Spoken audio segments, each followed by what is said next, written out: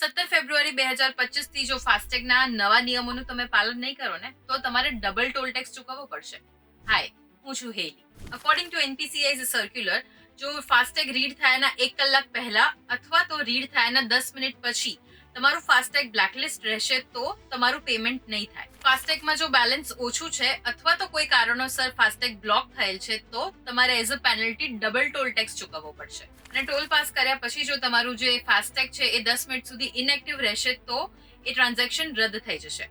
176 એક એરર આવશે અને એના પછી તમે જ્યારે પણ નેક્સ્ટ ટાઈમ ટોલ પાસ કરશો તો તમારે ડબલ ટોલ ટેક્સ ચૂકવવો પડશે. ફાસ્ટેગની અમુક ધ્યાન રાખવા જેવી બાબતો: જો તમારું ફાસ્ટેગ રીડ થાયના 60 મિનિટ પહેલા સુધી બ્લોક હશે તો તમારું પેમેન્ટ નહીં થાય. ફાસ્ટેગમાં સુધારા માટે 70 મિનિટનો સમય તમને મળશે.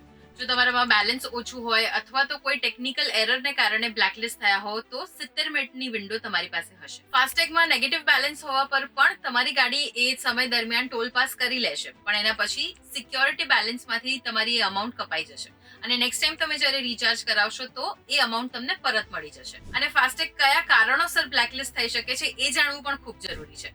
તમારા અકાઉન્ટમાં પૂરતું બેલેન્સ ના હોવા પર, પેમેન્ટ ફેલ થવા પર, કેવાયસી અપડેટ ના હોવા પર, આરટીઓ ના રજિસ્ટ્રેશન અકોર્ડિંગ કાર નંબર અને ચેસિસ નંબર મિસમેચ હોવા પર, ટોલ પ્લાઝા પર એન્ટર થતાની 10 મિનિટ પહેલા તમારું ફાસ્ટેગ ઇનએક્ટિવ હોવા પર. આ કારણોસર તમારું ફાસ્ટેગ બ્લેકલિસ્ટ થઈ શકે છે. તો આ બધાથી બચવા માટે શું કરી શકાય?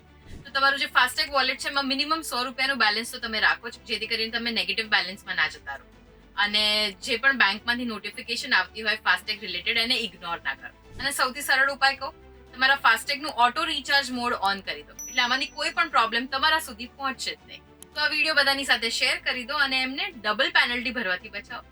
અને આવા જ ઇન્ફોર્મેટિવ ન્યૂઝ માટે તમે જોતા રહો ગુજરાત સમાચાર.